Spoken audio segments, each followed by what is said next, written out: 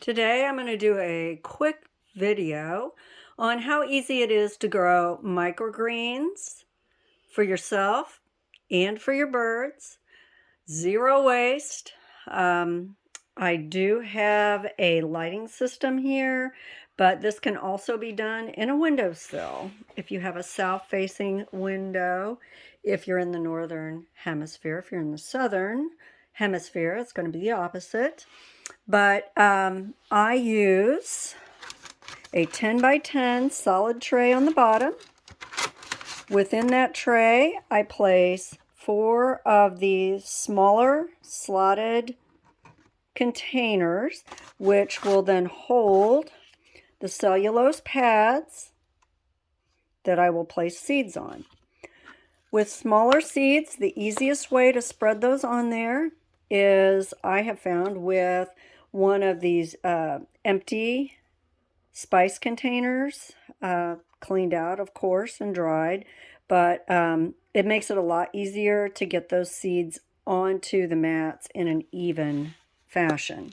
So what you see here, first thing you want to do is you're going to add water to the bottom of the solid tray.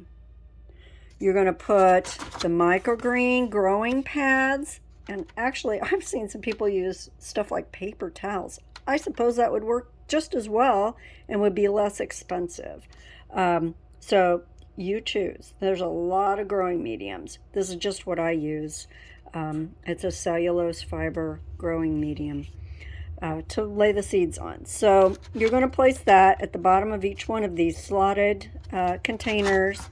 You will add water to the bottom of this and then sit your containers in, pushing the medium down so that it becomes completely soaked with water. Then you're going to shake your seeds onto that medium.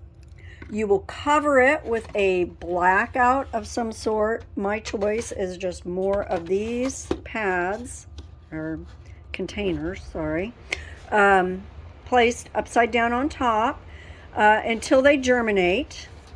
You want to keep them dark. Once they germinate, and I did take the top off of these yesterday, it takes them usually 2 or 3 days, and during that 2 or 3 days you want to pull that top off and check them periodically, and also spray the top with a sprayer to keep the seeds moist. Just a few squirts in each one. Once they germinate, you can bottom water. So just make sure they're wet on the bottom so that it soaks up into your medium pad. So you can see how fast these start. Today is December 1st. These were placed in here on November 27th. They should be ready to harvest on December 7th. So those are broccoli. I have peas that I started here, and I just took the top, the blackout cover, off of this today. So you can see they have just started to open up. The cotyledons, which are the first leaves, are starting to come up, and that is the point at which you want to take the blackout cover off and expose them to light. Here we have alfalfa again that was planted on November 27th. Should be ready to harvest on 12/7.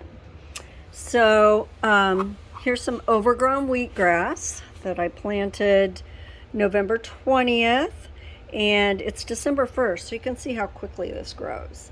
And it's needing water on the bottom. Their roots just go nuts.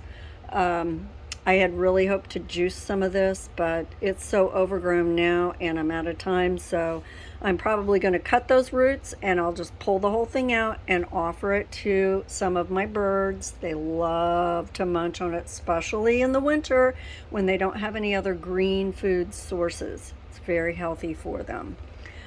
I already ate all my mature pea sprouts, and they grow really fast, so they're one of the first ones to mature. Here we have sunflower sprouts, and they're ready to be cut. In fact, you don't want to let them get much past this stage. They begin to get tough after they get the second leaves or the true leaves coming on, they'll get tough and bitter. Down here we have kale and broccoli, and again, planted on November 18th. It's now December 1st, so you can see how quickly you get growth. These will hold a little bit longer, so unlike the pea shoots, you have to like really harvest those at about day 10, or they get tough and too large, too many tendrils on them. But these will hold for a while before they begin to get that second set of leaves. So, but they will probably get cut today. You can see they look pretty good. They're several inches tall. So I'll trim those today, and they store really well in a plastic bag in the refrigerator. Do not wash them before you refrigerate them. Just cut them, put them in the bag, dry, and leave a little air in the bag. And they hold about 10 days in the refrigerator that way. So there you go, super easy. Seeds can be bought as sprouting seeds, or you could use like seed packets that you would use for the garden with broccolis or lettuces.